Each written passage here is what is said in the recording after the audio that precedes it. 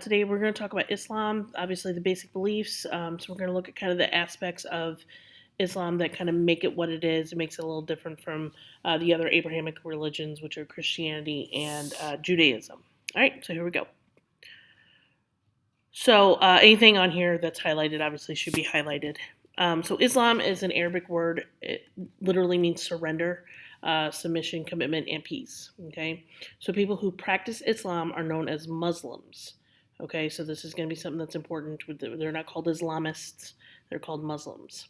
Now they are monotheistic, just like I said, the other Abrahamic religions, which are Judaism and Christianity. So it means they believe in one God. They call that God Allah. Okay, Allah just means God. Okay, it's an Arabic word for God. So it is the same God that's worshipped by Christians and Jews. And they do share some beliefs with them. So all three religions can trace their roots back to Abraham and to the first prophet Adam. And Muhammad, they believe, was the last great prophet. So the difference between Islam and the other two is the other two, Christianity, Judaism, do not believe that Muhammad was a prophet. Okay. Now, on the other hand, like Jews and Muslims both believe Jesus was a prophet, where Christians believe he was the son of God. So that's kind of a difference there. Okay, so Muhammad was born in Mecca, which is in Saudi Arabia, around 570, and he received his revelations from God while he was meditating in the hills. And so he believed that Allah revealed himself partially through Moses, which is something Judaism believes, and then through Jesus, which Christianity obviously believes he's the Son of God, whereas the other two, like I said, believe he's just a prophet. Um, so, and that Allah's final revelations were to him, to Muhammad. And so he wrote these revelations down in the Quran. So the Quran is the holy scripture of Islam, it's a holy book. So the story goes that the archangel Gabriel, excuse me, who was the messenger of God, revealed the Quran to Muhammad. And in it, there are ethical guidelines for Muslims to follow. And people in Mecca, so he received these revelations, and then he went to Mecca and he said, "Hey, like God, gave me these ethical guidelines for us. I wrote it down in this book, the Quran, and we all need to follow them." And people in Mecca are like, "Dude, you're crazy." So he went to Medina. Okay, so Muhammad and some of his followers moved north to Medina, known as the city of the prophet. So you can see this on this map here. There's Mecca and then there's Medina. So he went about 200 miles north to Medina.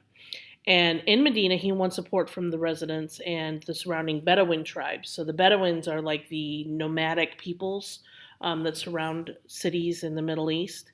And they form the first community of practicing Muslims. So in 630, Muhammad is going to return with 10,000 men and basically take over the city of Mecca. And the city surrendered and many residents converted to Islam. And in Mecca, there's what's called the Kaaba. Okay, that's this right here. There's a black stone in there. It's a sacred shrine. And all Muslims are encouraged to make a pilgrimage known as the Hajj to Mecca. Okay, so that's Hajj to Mecca. That is one of the 5 pillars, which we'll talk about in just a second. So Muslims have 6 major beliefs known as the Articles of Faith. So belief number 1 is they believe in one God, and that's Allah. They also believe in angels, the belief in the holy books sent to all the prophets, so the Torah, the Bible, and the Quran. Okay, the Quran obviously being their more important holy text.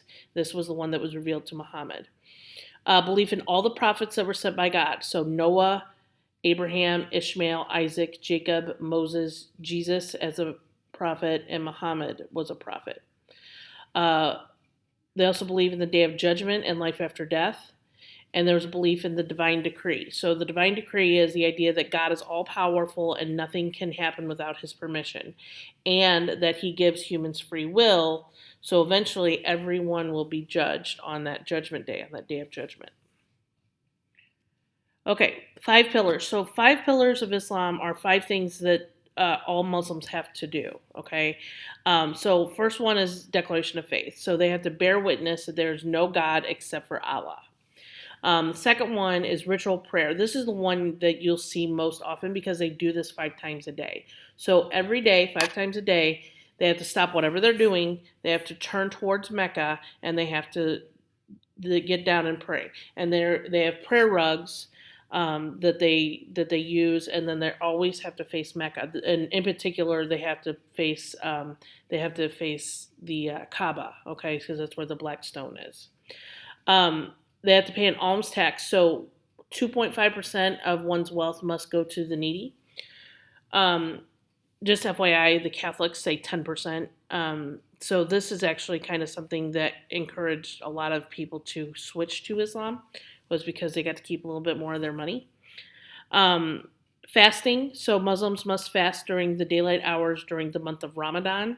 So while the sun is up, they're not allowed to eat or drink anything. And then the fifth pillar is the Hajj. Okay, it's a pilgrimage, or the Hajj. We're going to watch a video that explains this a little bit better. But the Hajj is basically once in a lifetime, each Muslim has to make a pilgrimage to Mecca and to the Kaaba. And what they do is they basically retrace the journey of Muhammad to Medina and back.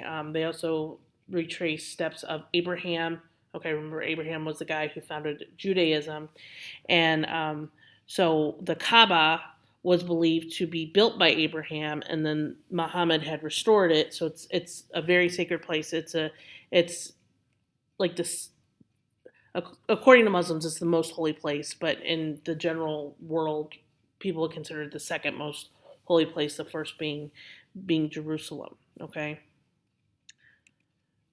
So head coverings that are worn by Muslim women. So you'll see women that wear different head coverings. So these are the different ones. So it kind of depends on where you're at and kind of how conservative you are.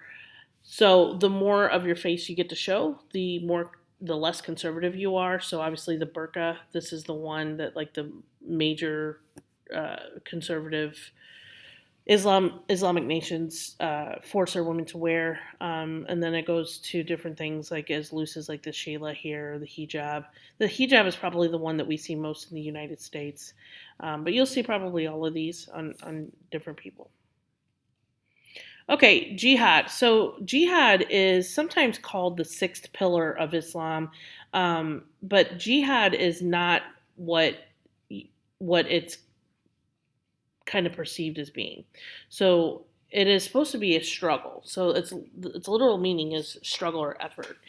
And it's not necessarily a holy war, okay? Like a lot of the terrorists have kind of taken control of the word jihad, and we usually associate that word with terrorism. But Muslims use the word jihad to describe 3 different kinds of struggle.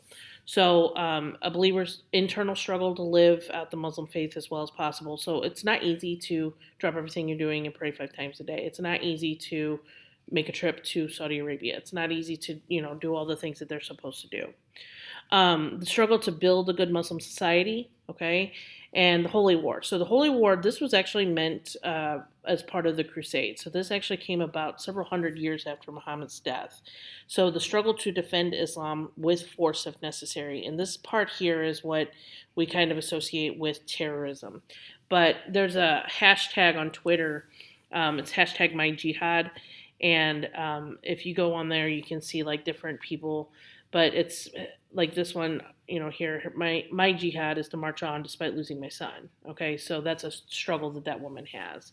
And so it's not necessarily always like I said, like we associate with terrorism. It's more about an internal struggle. Okay, so go ahead and go down to the video questions, and I want you to answer the questions, and then at the end, I'm going to go over the answers, so if you miss something, don't worry about it.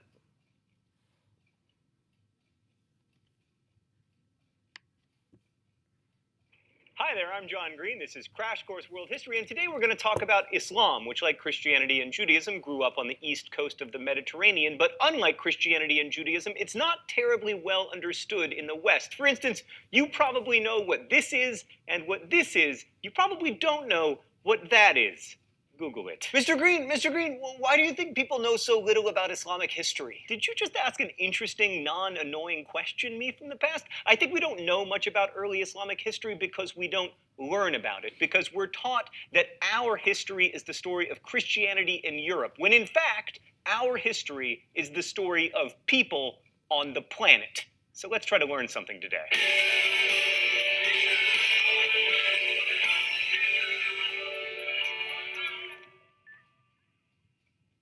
So in less than 200 years, Islam went from not existing to being the religious and political organizing principle of one of the largest empires in the world. And that story begins in the 7th century CE when the angel Gabriel appeared to Muhammad, a 40-ish guy who made his living as a caravan trader, and told him to begin reciting the word of God. Initially, this freaked Muhammad out, as, it would, but then his wife and a couple other people encouraged him, and slowly he came to accept the mantle of prophet. A few things to know about the world Islam entered. First, Muhammad's society was intensely tribal. He was a member of the Quraysh tribe living in Mecca, and tribal ties were extremely important. Also, at the time, the Arabian Peninsula was like this crazy religious melting pot. Like, most tribal Arabs worshipped gods very similar to the Mesopotamian gods you'll remember from episode 3. And by the time of Muhammad, cult statues of many of those gods had been collected in his hometown of Mecca in this temple-like structure called the Kaaba. But Arabia was also home to monotheisms like Christianity and Judaism and even a bit of Zoroastrianism, so the message that there was only one God wouldn't have been like as surprising to Muhammad as it was, for instance, to Abraham. Also, and this will become very important, the northern part of Arabia was sandwiched between the Byzantine Empire and the Persian Sasanian Empire, and you'll remember those guys were always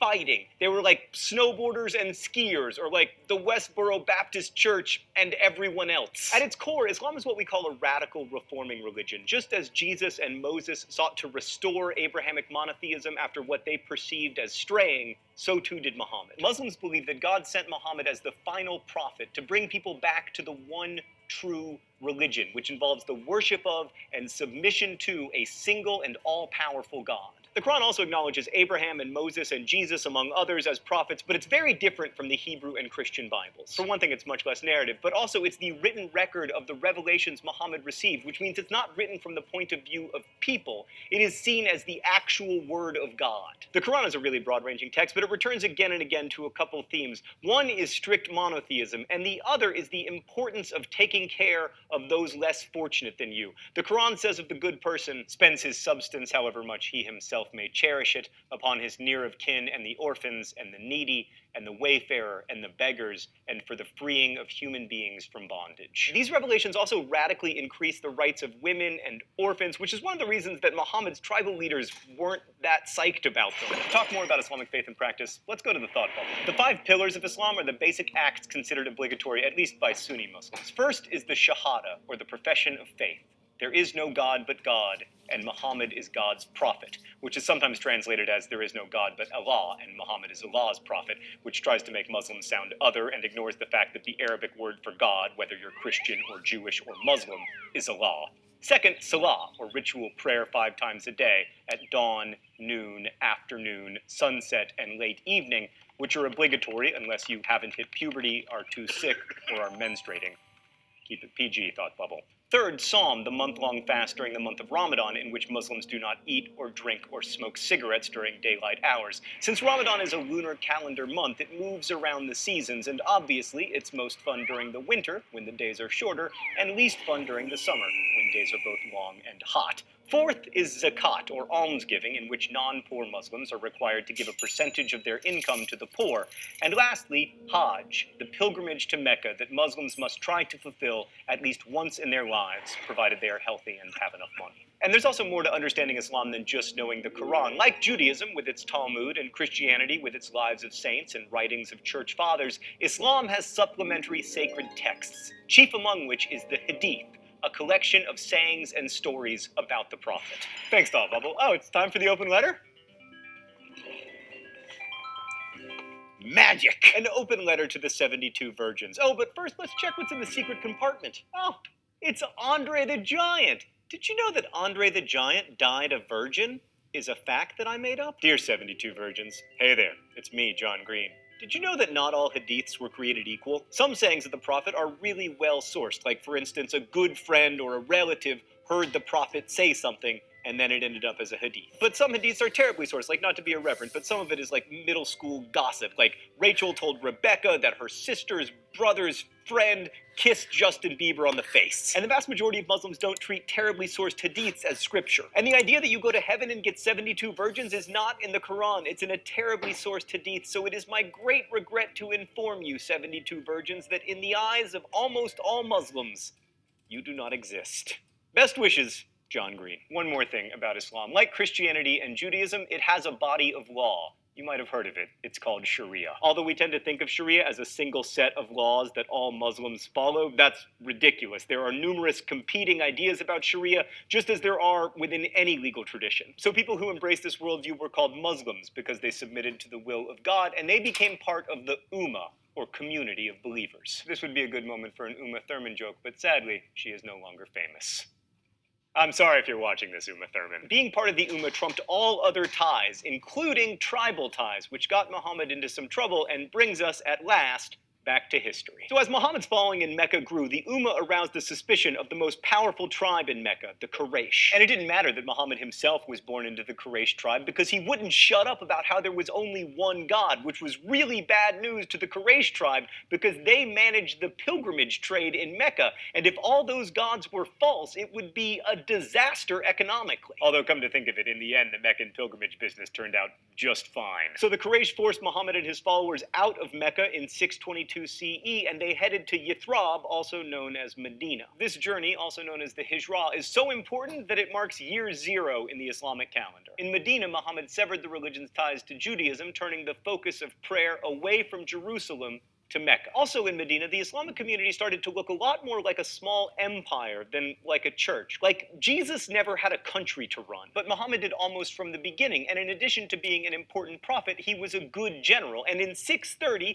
the Islamic community took back Mecca. They destroyed all those idols in the Kaaba, and soon Islam was as powerful a political force in the region as it was a religious one. And it's because the political and religious coexisted from the beginning that there's no separate tradition of civic and religious law like there is in Christianity and Judaism. So then when Muhammad died in 632 CE, there wasn't a religious vacuum left behind. Muhammad was the final prophet. The revelation of the Quran would continue to guide the Ummah throughout their lives. But the community did need a political leader, a caliph, and the first caliph was Abu Bakr, Muhammad's father-in-law, who was not without his opponents. Many people wanted Ali, Muhammad's son-in-law, to lead the community, and although he did become the fourth caliph, that initial disagreement, to radically oversimplify because we only have 10 minutes, began the divide between the two major sects of Islam, Sunni and Shia. And even today, Sunni Muslims believe Abu Bakr was rightly elected the first caliph, and Shia Muslims believe it should have been Ali. To Sunnis, the first four caliphs, Abu Bakr, Umar, Uthman, and Ali, are known as the rightly guided caliphs, and many of the conservative movements in the Islamic world today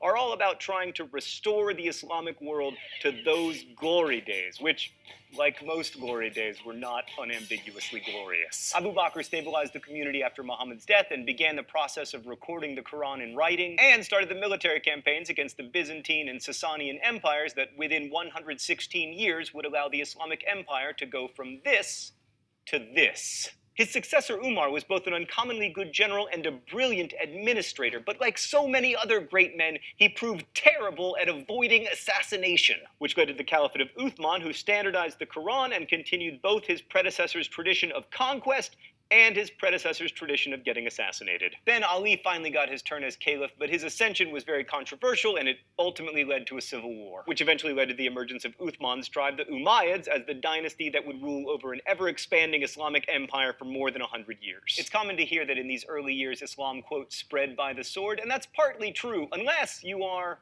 wait for it, the Mongols.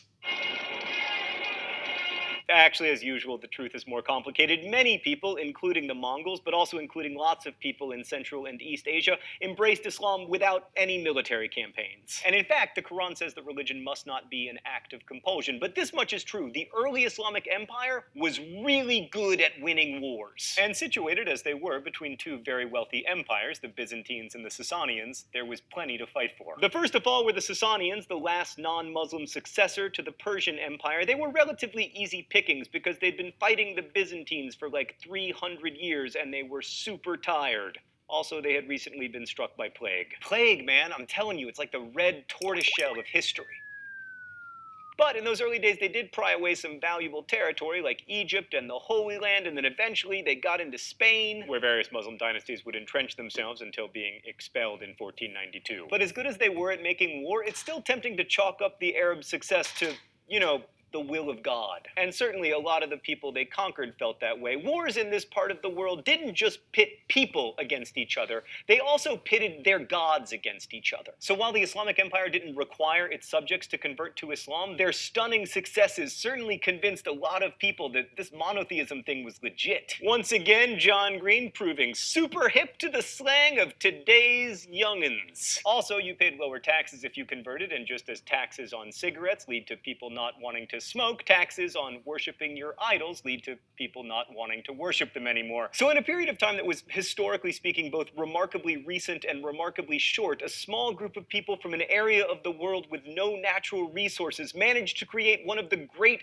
empires of the world and also one of its great religions. And that very fact may be why people of Western European descent remain largely ignorant about this period. Not only were the Muslims great conquerors, they spawned an explosion of trade and learning that lasted hundreds of years. They saved many of the classic texts that form the basis of the so-called Western canon while Europe was ignoring them, and they paved the way for the Renaissance. While it's important to remember that much of the world between Spain and the Indus River wasn't Arabized, most of it was so thoroughly Islamized that these days we can't think of the world we now call the Middle East without thinking of it as Islamic. Like perhaps the greatest testimony to Islam's power to organize people's lives and their communities is that in Egypt, 5 times a day, millions of people turn away from the pyramids and toward Mecca. Egypt, birthplace to one of the longest continuous cultures the world has ever known, is now the largest Arab country in the world. Next week, we'll talk about the Dark Ages. Spoiler alert, they were darkest in the evening. Thanks for watching. We'll see you next time. Crash Course is produced and directed by Stan Muller. Our script supervisor is Danica Johnson. The show is written by my high school history teacher, Raoul Meyer, and my... Okay, let's go over these answers here. So how many years did it take for Islam to be non-existent to a major influence in the world? That was 200 years. The angel that appeared to Muhammad was Gabriel. What do Muslims believe about Muhammad? He was the one final prophet to bring people back to the one true religion, the submission to one God. What are some of the themes of the Quran? I spelled it both ways. Sometimes you'll see it with a K instead of a Q. But that would be monotheism and taking care of those less fortunate than you. The 5 pillars are the acts that Muslims, especially the Sunni, are supposed to do. So submission to one God, prayer, fasting during Ramadan, alms or giving, and the Hajj. What does Islam have that is like Christianity and Judaism? That would be a body of law. They call it Sharia law. What is the Hijrah, not the Hajj? When Muhammad left Mecca, went to Yathrib or Medina, and was able to establish a religion and gain followers. This is where year 0 starts for Muslims. In 630, Muslims took back Mecca. And besides being a religious influence, what other influence does Islam have that's different from Christianity and Judaism? That would be a political influence. What did Abu Bakr do after Muhammad's death? He stabilized the community. What was the early Islamic Empire really good at? Winning wars. And besides being great conquerors, what else did Muslims influence? That would be learning and trade. Okay, and that's all I got for you today. You got it all now. Just submit that to Classroom and have a good day.